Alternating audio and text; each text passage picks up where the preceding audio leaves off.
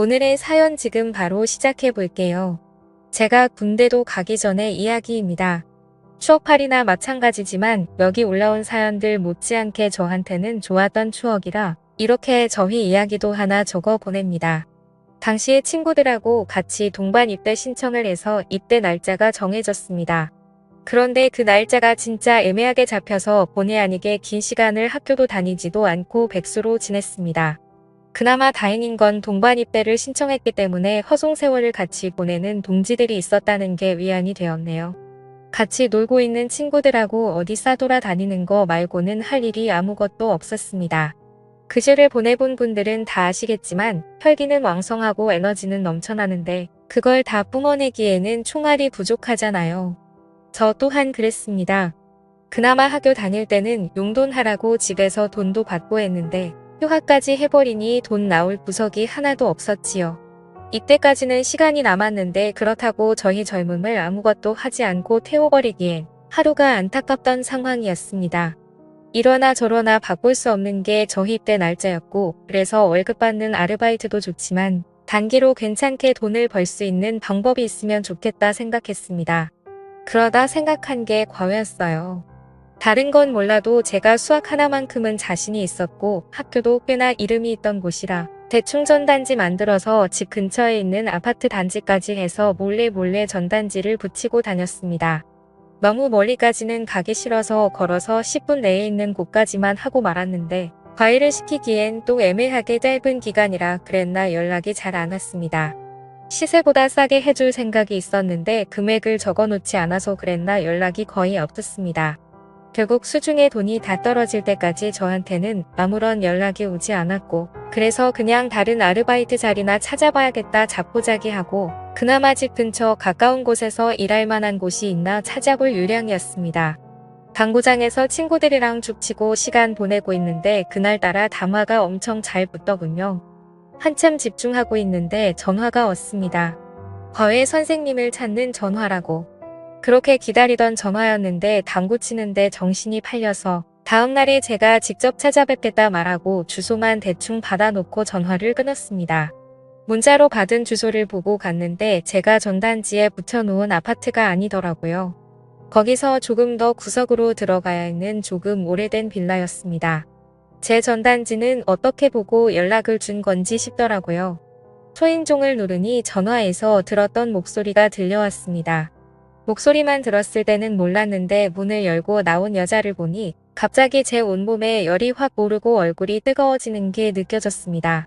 굳이 비교하자면 연예인 누구를 닮은 동그란 계란형 얼굴을 가진 여자였는데 솔직히 과외를 알아볼 정도로 큰 자식이 있는 애엄마라는 생각은 하나도 들지 않는 동안의 미모였습니다.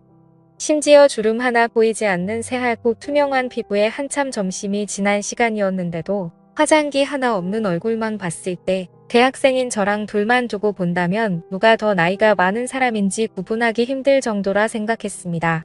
긴장해서 그런가 문 앞에서 서투른 인사를 하고 상담을 해보겠다며 그녀를 따라 집 안으로 들어갔습니다. 집에서 있는다고 너무 편하게 입고 있었는데 내 눈치를 안 보는 건지 아니면 조금 보여줘도 상관없는 건지 그런 부분에서는 그녀가 분명 내 또래의 여자는 당연히 아니고 아줌마라는 사실을 깨닫게 해줬습니다. 집이 좁아서 저는 소파에 앉았는데 그녀는 저를 마주보고 앉아야 하니 소파 앞 테이블을 두고 바닥에 앉더라고요. 무릎으로 앉아서 허리를 꼿꼿하게 세우고 있는데 그래도 제 시야가 위에서 아래를 내려다볼 정도로 높이 차이가 있는 자세였으니 이거 상담을 하면서도 눈을 어디다 둬야 할지 정말 고역이었습니다. 그녀한테는 아들이 한 명 있었는데 예체능 게 지망이라 공부를 더럽게 안 한다. 뭐 이런 이야기를 했던 것만 기억이 나네요. 아직도 그녀가 위아래가 붙어있는 원피스를 입고 내 앞에 무릎 꿇고 앉아서 살짝 상기된 얼굴로 저를 쳐다보던 그 장면은 생생한데 그때 나눈 이야기가 무슨 정신에 나눈 이야기였는지 자세히 기억은 나지 않습니다. 아무튼 그렇게 저는 단기로 과외를 하게 되었습니다. 어쩌다 동네 아는 아줌마에 놀러 갔다가 제가 전단지 돌려놓은 걸 봤던 것 같더라고요. 당장 과외시키기에는 형편이 어려운 상황이었는데 기간도 짧고 하는 걸 보니까 제가 군입대 앞두고 돈 벌려는 것 같아서 연락을 준 거라고 하더군요. 제가 원한 것보다 거리가 조금 멀어지긴 했는데 여전히 걸어 다닐 만한 거리에 매일같이 그녀를 만날 생각을 하니 오히려 좋았습니다. 예체능 게 지망에 공부를 더럽게 안 한다 그래서 걱정했는데 몇 번 가르쳐 보니 애가 생각보다 똑똑하더라고요.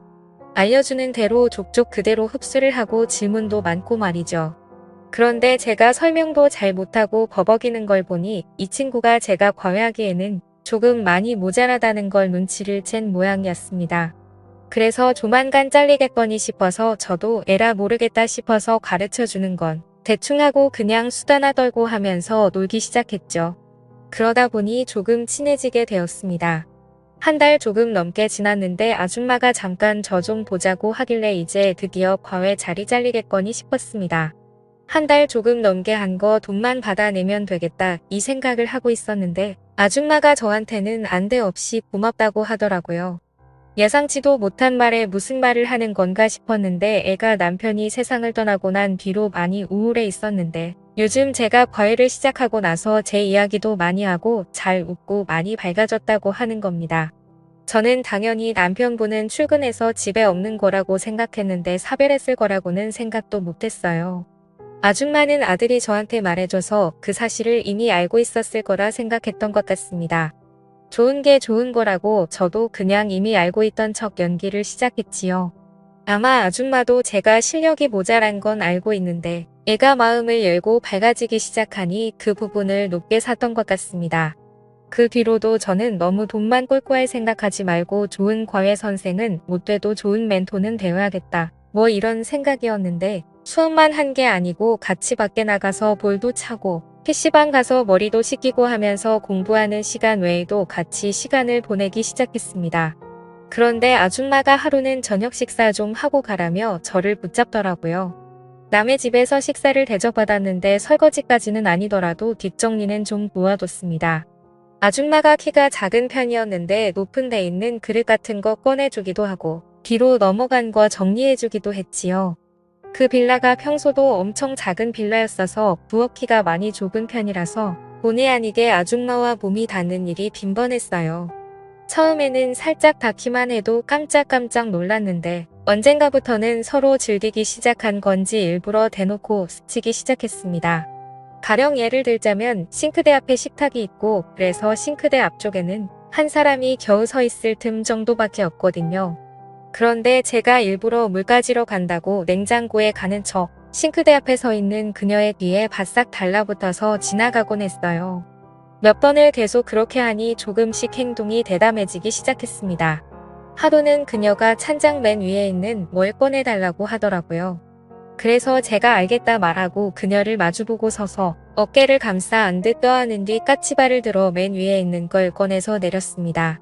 중심 잡기 위해 집행하는 것처럼 꾸미긴 했지만 누가 봐도 제가 그녀를 껴안으려고 수작을 부린 것과 마찬가지였지요. 그런데 언젠가부터 아줌마도 제가 일부러 저런다는 걸 알고는 그런 저를 받아주기 시작하더군요. 동안이라 화장이 따로 필요 없을 정도로 아름다운 그녀였지만 언젠가부터 제가 수업 때문에 방문을 하면 머리도 정돈되어 있고 입술도 빨갛게 칠해놓고는 화장을 하고 저를 맞이하기 시작했습니다. 그리고 매번 수업이 끝나면 저녁까지 먹고 가는 게 저의 일상이 되었지요. 그녀가 저한테 잘 보이기 위해 화장을 하고 있는 건가 궁금해져서 과외 끝나고 빌라 골목에서 기다렸던 적도 있는데 그녀가 딱히 밖에 나오거나 하지는 않더라고요. 순전히 저 때문에 그러는 거라는 걸 딱 눈치채게 되었습니다. 그러던 어느 날이었는데 수련회 일정 때문에 수업이 따로 없던 상황이었습니다.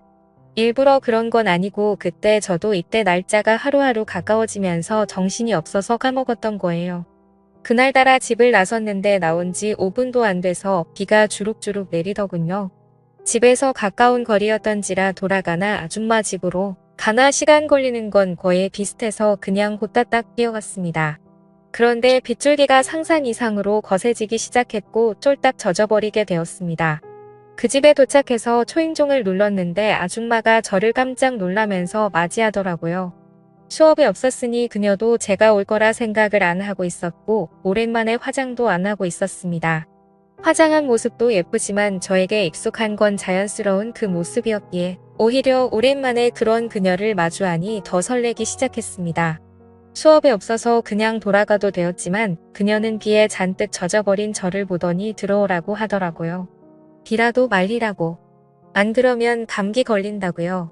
급하게 갈아입을 옷이라고 꺼내줬는데 제가 입기에도 사이즈가 넉넉한 게 아마 죽어다는 남편이 입던 옷인 것 같았습니다.